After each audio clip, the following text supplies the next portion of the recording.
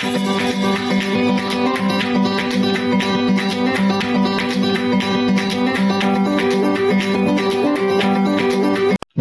நீதிபதிகள் அனைவருக்கும் வணக்கம். நான் மிகவும் முக்கியமா சொல்லணும்னு நினைக்கிற விஷயம் என்னன்னு பாத்தீங்கன்னா, நீங்க எல்லாரும் சிவில் ஜட்ஜ் எக்ஸாமுக்கு தயாராகிறது எப்படி அப்படிங்கறத பத்தி கேட்டிருந்தீங்க. அதை நம்ம இப்போ ஸ்டெப் பை ஸ்டெப்பா பார்ட் பை பார்ட்டா பார்க்க போறோம். இப்போ ஆரம்பம் பார்ட் 1 பிரிலிமினரி சம்பந்தப்பட்டது. அடுத்தது நான் மிகவும் முக்கியமா சொல்லணும்னு நினைக்கிற விஷயம், இதுல வர வீடியோஸ் ஒவ்வொன்றத்தையும் ஸ்கிப் பண்ணாத பாருங்க. நீங்க தொடர்ந்து பாத்தீங்கன்னா மட்டும்தான் நீங்க எந்த விஷயத்தையும் மிஸ் பண்ணாத அடைய முடியும். அதனால தொடர்ந்து பாருங்க. அடுத்தது இந்த வீடியோல மேற்கொண்டு வரக்கூடிய வீடியோலையும் நம்ம நோட்டிபிகேஷன், அதாவது அறிவிப்பு கொடுக்குறாங்க இல்லையா சிவில் ஜட்ஜுக்கு, அந்த சிவில் ஜட்ஜ்ல கொடுக்கப்படுற நோட்டிபிகேஷனை வந்து எப்படி அனலைஸ் பண்ணணும் அப்படிங்கிற விஷயத்த சொல்லியிருக்கேன். அது மட்டும் இல்லாத முன்பு கேட்கப்பட்ட கேள்விகள், கேள்வித்தாள் வந்திருந்த கேள்விகள் முந்தைய வருடங்கள்ல, அதையும் எப்படி அனலைஸ் பண்றது அப்படிங்கிற விஷயத்தை சொல்லியிருக்கேன். இது ரெண்டுமே உங்களுக்கு தெளிவா நீங்க தயாராகிறதுக்கு உதவி பண்ணும். ஒரு உதாரணமா Tamil Nadu public service commission 2019 civil ஜட்ஜுக்கு கொடுத்த அறிவிப்பை வந்து நம்ம எடுத்திருக்கோம். இங்க இது வந்து அட்வர்டைஸ்மெண்ட் நம்பர் 555/2019, நோட்டிபிகேஷன் நம்பர் 25/2019. இது கொடுக்கப்பட்ட தேதி 9/9/2019. இதுக்கு உண்டான லிங்கை வந்து நான் டிஸ்கிரிப்ஷன்ல கொடுத்திருக்கேன். யாராவது அந்த நோட்டிபிகேஷன், அந்த அறிவிப்பையே பார்க்கணும்னு நினைச்சீங்கன்னா அந்த டிஸ்கிரிப்ஷனை கிளிக் பண்ணி நீங்க பாத்துக்கலாம். நம்ம உரிமையியல் நீதிபதி தேர்வுகளுக்கு மிக மிக முக்கியமான விஷயம் நோட்டிபிகேஷனை அனலைசிஸ் பண்றது, அதாவது அறிவிப்பை பகுத்தாயிருது. இது மிக மிக அவசியம். நம்ம மிகவும் அடிப்படையா தெரிஞ்சுக்க வேண்டிய விஷயம் என்ன அப்படின்னா, ஒரு அறிவிப்புல சொல்லப்பட்டிருக்க விஷயங்கள் என்னென்ன, அது மூலமா நம்ம உணரக்கூடிய விஷயங்கள் என்னென்ன, அது மூலமா நம்ம தயார்படுத்திக்கக்கூடிய விஷயங்கள் என்னென்ன அப்படிங்கறத பார்க்கணும். மொத்தமா 24 விஷயங்கள் பேசப்பட்டிருக்கு இந்த நோட்டிபிகேஷன்ல. அந்த நோட்டிபிகேஷன்ல சொல்லப்பட்டிருக்க ஒவ்வொரு விஷயத்தையும் தனித்தனியா எடுத்து அதை அனாலிசிஸ் பண்ணி அது மூலமா நீங்க தெரிஞ்சுக்க வேண்டிய விஷயங்கள் என்னென்ன அப்படிங்கறத பத்தி நான் சொல்லியிருக்கேன். முதல் விஷயம் வேகன்சி. எத்தனை காலி இடங்கள் இருக்கு அப்படிங்கிறது Malik Mazhar Sultan versus UP public service commission அப்படிங்கிற வழக்கின் அடிப்படையில் சொல்லப்பட்டதா சொல்லியிருக்காங்க. இந்த வழக்கையே கூட ஒரு கேள்வியா உங்ககிட்ட வந்து பிரிலிமினரிலயோ மெயின் எக்ஸாம்லயோ அல்லது இன்டர்வியூலயோ கூட கேட்கலாம். அதனால இது என்ன வழக்குங்கிறத நீங்க பார்த்து தெளிவுபடுறது மிக அவசியம். முக்கியமா இந்த நோட்டிபிகேஷன், அதாவது அறிவிப்பை நம்ம பகுத்தாயணும்னு சொன்னதுக்கு முக்கியமான காரணம் என்னன்னு பாத்தீங்கன்னா, பல பேருடைய அப்ளிகேஷன் வந்து ரிஜெக்ட் ஆயிடுது நோட்டிபிகேஷனை சரியா பார்க்காததுனால. அந்த தவறு இந்த சேனல்ல பாக்குறவங்களுக்கு வரவே கூடாது. அதுக்காக தான் இந்த முயற்சி. அடுத்தது 176 காலி இடங்கள் அப்படின்னு போட்டிருந்தாங்க அந்த நோட்டிபிகேஷன்ல. இப்போ இந்த 176 வேகன்சி அப்படின்னு சொன்னா உங்களுக்கு போட்டியா எத்தனை பேர் இருப்பாங்க அல்லது ஒரு பதவிக்கு எத்தனை பேர் போட்டி போடுவாங்க அப்படின்றத ஒரு சின்ன மேத்தமெட்டிக்கல் கால்குலேஷனா நான் கொடுத்துருக்கேன். இது எல்லாமே அப்ராக்சிமேட்டா எடுத்துக்கிட்ட வேல்யூ தான், பர்ஃபெக்ட் வேல்யூஸ் கிடையாது. அதனால உங்களுக்கு புரியணும் அப்படின்றதுக்காக ரஃபா ஒரு வேல்யூவை கால்குலேட் பண்ணி நான் இதை கொடுத்துருக்கேன். இப்போ இந்த 176 வேகன்சி இருக்கக்கூடிய விஷயத்துக்கு வந்து ஒரு 3500 பேர் குறைஞ்சபட்சம் அப்ளிகேஷன் போடுறாங்கன்னு வச்சுக்கிட்டான். இது குறைஞ்சபட்சம் தான். பல முறைகள் வந்து 5000, 6000, 7000, 10000 அப்ளிகேஷன் கூட வரலாம். நான் குறைஞ்சபட்சமா வரக்கூடிய விஷயத்த வந்து அடிப்படையா எடுத்திருக்கேன். 3500 அப்ளிகேஷன், 69% ரிசர்வேஷன் தமிழ்நாட்டுல. அந்த அடிப்படையில பாத்தீங்கன்னா 176 122 போஸ்ட் ரிசர்வேஷன் கேட்டகரியில போயிடும். அதை நம்ம கழிச்சோம்னா 176 இருந்து மிச்சம் 54 போஸ்ட் வந்து ஓபன் காம்படிஷன்ல வரும். இப்போ 3500 122 நம்ம வகுத்தோம் அப்படின்னு சொன்னா 29 நபர்கள் வருவாங்க. அதாவது 29 நபர்களுக்கு ஒரு சீட்டு கணக்கு. ஆனா இந்த ரிசர்வேஷன்ல உள்ஒதுக்கீடும் இருக்கு. உள்ஒதுக்கீடு கணக்கு பண்ணீங்கன்னா இந்த 29 நபர் அப்படிங்கிறது 30 நபராவோ 35 நபராவோ 40 நபராவோ கூட மாறலாம். இது ஒரு தோராயமான கணக்கு தான்.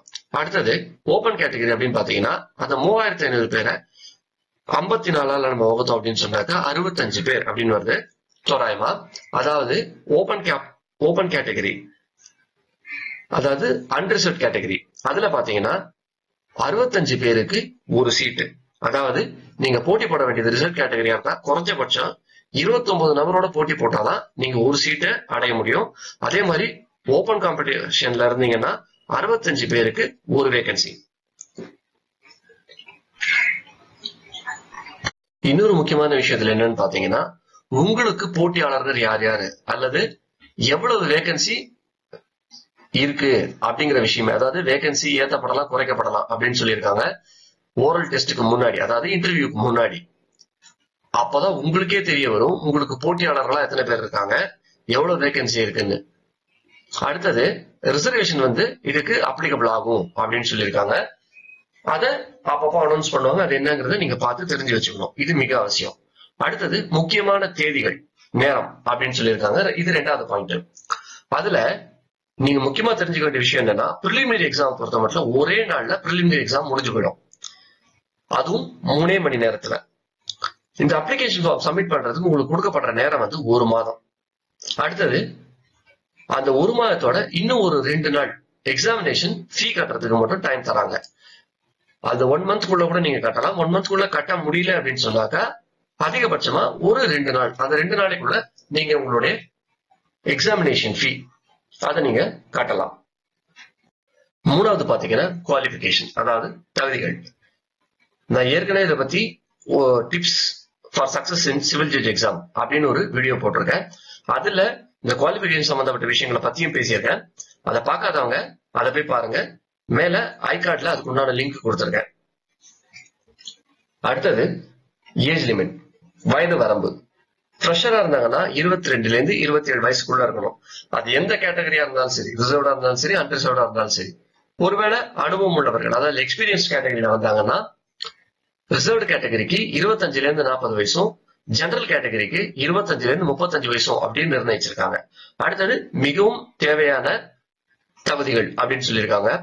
ஃப்ரெஷர்ஸ்க்கு அப்படின்னு பாத்தீங்கன்னா, அதாவது புதுசா வந்திருக்கவங்களுக்கு அப்படின்னு பாத்தீங்கன்னா லா டிகிரி இருக்கணும். அடுத்தது அட்வொகேட்டா என்ரோல் பண்றதுக்கு உண்டான தகுதிகள் இருக்கணும். அப்படி ஒருவேளை அட்வொகேட்டா என்ரோல் பண்ணியிருந்தாலும் அவங்களும் ஃப்ரெஷரா எழுதலாம், 3 வருஷத்துக்கு குறைவாக எக்ஸ்பீரியன்ஸ் இருந்ததுன்னா. அது மட்டும் இல்லாத ஃப்ரெஷர்ஸ்க்கு லா டிகிரியில 45% ரிசர்ச் கேட்டகரியா தான் வாங்கியிருக்கணும், மொத்தம் ஓவரால் மார்க்ஸ் லா டிகிரியில. அடுத்தது பாத்தீங்கன்னா 50% ஓபன் கேட்டகரியா இருந்தா. இதை விட மிக முக்கியமான விஷயம் என்னன்னு பாத்தீங்கன்னா, உங்க லா டிகிரிய நோட்டிபிகேஷன் வரதுக்கு 3 வருடத்திற்கு முன்பாக நீங்க முடிச்சு அந்த டிகிரி சர்டிபிகேட்டை வாங்கியிருக்கணும். அடுத்தது எக்ஸ்பீரியன்ஸா இருந்தாங்கன்னா லா டிகிரி இருக்கணும், 3 வருட அனுபவம் இருக்கணும். அசிஸ்டன்ட் பப்ளிக் ப்ராசிக்யூட்டராவோ அல்லது பிளீடராவோ நோட்டிபிகேஷன் வர தேதி அன்னைக்கு. அடுத்தது சில முக்கியமான விஷயங்களை பத்தி சொல்லியிருக்காங்க. நீங்க வாங்கக்கூடிய அந்த டிகிரி வந்து 10வது, அதாவது SSLC, அதுக்கப்புறம் ஹையர் செகண்டரி, நம்ம +2 சொல்லுவோம் இல்லையா, அது அல்லது அதுக்கு சமமான ஏதேனும் ஒரு படிப்போ. அடுத்தது பாத்தீங்கன்னா பேச்சுலர்ஸ் டிகிரி, இதை முடிச்சு இந்த ஆர்டர்ல வந்திருக்கணும் அப்படின்னு சொல்றாங்க. இதை சொல்றது section 25 Tamil Nadu government servants conditions of services act 2016. எந்த செக்ஷன் இதை பத்தி பேசுது, எந்த செக்ஷன் உங்களுக்கு உண்டான குவாலிபிகேஷன் எந்த ஆர்டர்ல படிச்சிருக்கணும்னு சொல்லுது, இதை கூட ஒரு கேள்வியா கேட்கலாம். அதனால அந்த செக்ஷனையும் கொஞ்சம் நீங்க ஞாபகம் வச்சுக்கிறது நல்லது. அடுத்தது பாத்தீங்கன்னா, ஒரு எக்ஸ்பீரியன்ஸ்டு கேண்டிடேட்டா இருந்தா அவங்களுடைய பிராக்டிஸ் வந்து இவங்க அப்பாயின்மெண்ட் ஆகிற வரைக்கும் தொடரணும் அப்படின்னு சொல்லியிருக்காங்க.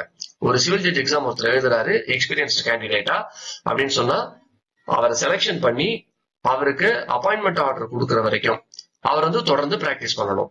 அடுத்தது ஃப்ரெஷ் லா கிராஜுவேட்ஸா இருந்தா அவங்களுக்கு ஆல் இண்டியா பார் எக்ஸாம் வந்து தேவையில்லை, முடிச்சிருக்கணும் அப்படின்றது அவசியம் இல்லைன்னு சொல்லியிருக்காங்க. ஒருவேளை எக்ஸ்பீரியன்ஸ் அட்வொகேட்டா இருந்தா அவங்களும் தன்னுடைய டிகிரியை வந்து 2009, 2010, அதாவது 1/7/2010 அப்போ பாஸ் பண்ணியிருந்தாங்கன்னா ஆல் இண்டியா பார் எக்ஸாம் கட்டாயமா அவங்க முடிச்சிருக்கணும் அப்படின்னு சொல்லுது இந்த நோட்டிபிகேஷன்.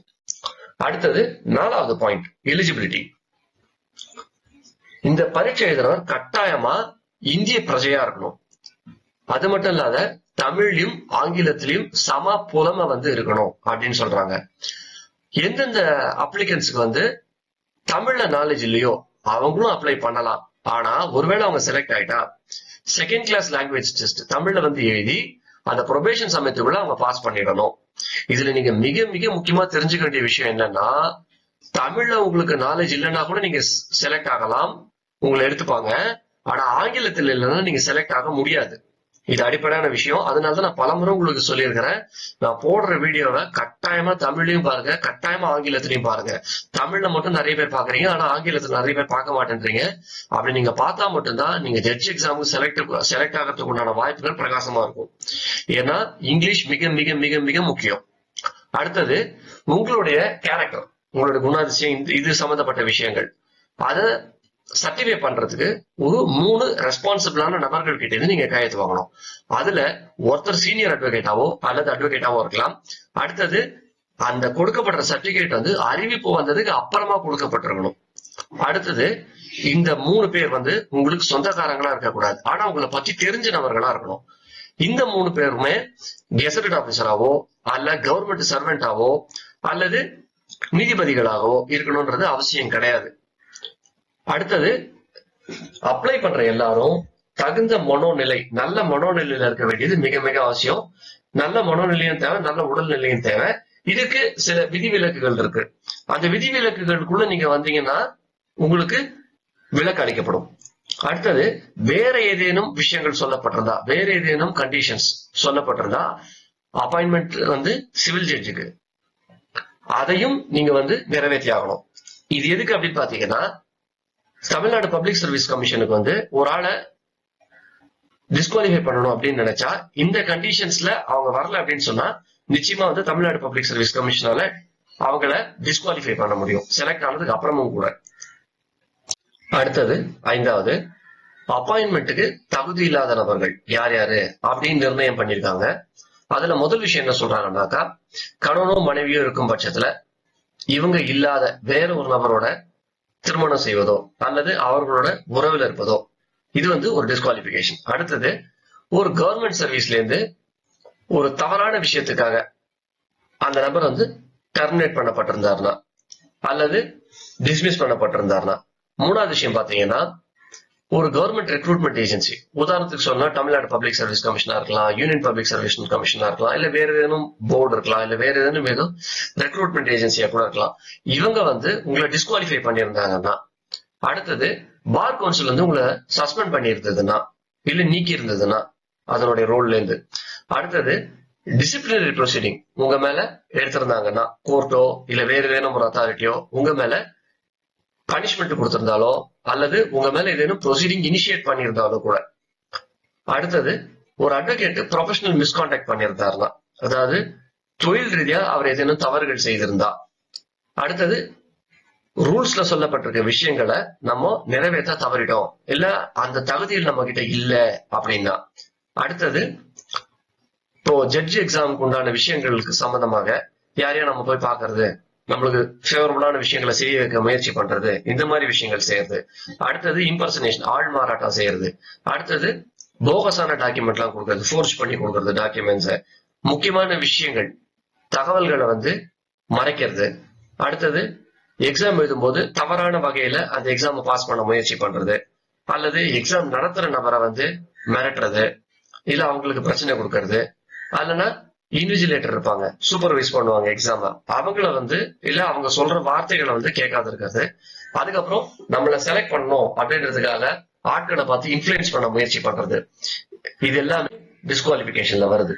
அடுத்தது 6வது விஷயம் பாத்தீங்கன்னா, உங்களுடைய அனுபவத்தை நிரூபிக்கக்கூடிய சர்டிபிகேட், பிராக்டிஸ் சர்டிபிகேட் இல்ல எக்ஸ்பீரியன்ஸ் சர்டிபிகேட் சொல்லலாம், இல்ல நோ அப்ஜெக்ஷன் சர்டிபிகேட்டாவும் இருக்கலாம், அல்லது சர்வீஸ் சர்டிபிகேட். எல்லாமே ஒரிஜினல்ல எப்ப கேட்கறாங்களோ கொடுக்கணும் அப்படின்னு சொல்றாங்க. அதுல ஆனெக்சர் பி அப்படின்னு ஒண்ணு சொல்றாங்க. அந்த ஆனெக்சர் பி என்ன அப்படின்னு பாத்தீங்கன்னா, உங்களுடைய அனுபவத்தை ப்ரூவ் பண்றது. இத்தனை வருஷம் அனுபவம் வேணும், 3 வருஷம் அனுபவம் சொல்லியிருக்காங்க, 3 வருஷம் அனுபவம் உங்களுக்கு இருக்கு அப்படின்னு கொடுக்குற சர்டிபிகேட் அது. அது பாத்தீங்கன்னா ஹைகோர்ட்லயோ இல்ல சுப்ரீம் கோர்ட்லயோ நீங்க பிராக்டிஸ் பண்றீங்க அப்படின்னு சொன்னாக்கா அங்க இருக்கிற ரெஜிஸ்டர் ஜுடிஷியல் அவர் கொடுக்கணும்.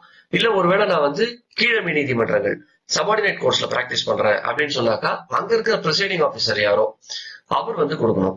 இப்போ ஒருவேளை அசிஸ்டன்ட் பப்ளிக் ப்ராசிக்யூட்டராவோ அல்லது கவர்மெண்ட் பெய்டராவோ இருந்தா அவங்களோட அப்பாயின்மெண்ட் ஆர்டர், அது இல்லாத நோ அப்ஜெக்ஷன் சர்டிபிகேட் வந்து அந்த டிபார்ட்மெண்டோட ஹெட் யாரோ அவங்க கிட்ட இருந்து கொடுக்கணும். அதுவும் எவ்வளவு வருட அனுபவம் இருக்கு அப்படிங்கறத ஆனெக்சர் சில கொடுக்கணும். ஆனா ஆனெக்சர் பி வந்து ஃப்ரெஷ் லா கிராஜுவேட்ஸுக்கு தேவை கிடையாது. அடுத்தது 7வது விஷயம், இது பாத்தீங்கன்னா பிசிக்கல் ஃபிட்னஸ், கண், அதாவது கண் பார்வை, அது சம்பந்தமான விஷயம் அப்படின்னு பாத்தீங்கன்னா ஸ்டாண்டர்ட் 3 அல்லது அதுக்கு மேலேயும் இருக்கணும். ஒருவேளை எனக்கு ஸ்டாண்டர்ட் 3 அப்படி இல்ல அப்படின்னு சொன்னாக்கா நம்மளுக்கு வந்து ஒரு ஃபிட்னஸ் சர்டிபிகேட் வாங்கி கொடுக்கணும் டாக்டர் கிட்ட. அதாவது கண்ணு வந்து இவருக்கு நல்லா ஃபிட்டா தான் இருக்கு, இவருக்கு எந்த டிஃபெக்டும் கிடையாது விஷன்ல அப்படின்னு சொல்லி ஒரு குவாலிஃபைட் ஐ ஸ்பெஷலிஸ்ட் கிட்ட இருந்து நம்ம வாங்கி கொடுக்கணும் அப்பாயின்மெண்ட்டுக்கு முன்ன. அடுத்தது சர்டிபிகேட் ஆஃப் பிசிக்கல் ஃபிட்னஸ், உடல் ரீதியாக தகுதியா தான் இருக்கிறோம் அப்படின்னு ஒரு சர்டிபிகேட் கொடுக்கணும். அதாவது எக்ஸிகியூட்டிவ் அல்லது மினிஸ்டீரியல் போஸ்ட், இந்த போஸ்டுக்கு இருக்கக்கூடியது தவிர மத்த என்னென்ன ரெக்குவயர்மெண்ட்ஸோ அதெல்லாம் நம்ம ஃபுல்ஃபில் பண்ணிருக்கணும் அப்படிங்கிற மாதிரி சொல்றாங்க. இந்த வீடியோ உங்களுக்கு பிடிச்சிருந்ததுன்னா நீங்க கட்டாயமா ரெட் கலர் சப்ஸ்கிரைப் பட்டனை பிரஸ் பண்ணி செலக்ட் ஆல் அப்படின்றத பண்ணீங்கன்னா தான் நான் போடுற ஒவ்வொரு வீடியோவும் ஃபர்ஸ்ட் முதல் நபரா உங்களுக்கு வந்து சேரும். அது மட்டும் இல்லாத இந்த வீடியோ உங்களுக்கு பிடிச்சிருந்ததுன்னா கட்டாயமா யார் யாருக்கெல்லாம் பயன்படும் நினைக்கிறீங்களோ அவங்களுக்கு இத பகிருங்க. பகிர்றதின் மூலமா நீங்க அவங்களுக்கும் சரி உங்களுக்கும் சரி பல நல்ல விஷயங்களை செஞ்சுக்கிறீங்க. இந்த சமுதாயத்தை ஒரு சிறந்த இடத்துக்கு கொண்டு போறதுக்கு உண்டான முதல் முயற்சி நீங்க எடுக்கிறீங்க. இந்த வீடியோ உங்களுக்கு பிடிச்சதுன்னா கட்டாயமா தம்ஸ் அப் பட்டனை பிரஸ் பண்ணுங்க. இந்த வீடியோல நான் ஏதாவது சொல்லாத விட்டுட்டேன்னு நினைச்சாலோ இல்ல மேற்கொண்டு வேற ஏதாவது விஷயங்கள் நான் சொல்லணும்னு நீங்க நினைச்சாலோ கட்டாயமா அதை கமெண்ட்ல லீவ் பண்ணுங்க. நீங்க கமெண்ட்ஸ்ல கேட்கிற ஒவ்வொரு வீடியோவும் நான் போடுறதுக்கு முயற்சி பண்றேன். நாம் அனைவரும் ஒருங்கிணைந்து ஒரு கற்றறிந்த சமுதாயத்தை உருவாக்குவோம். நன்றி.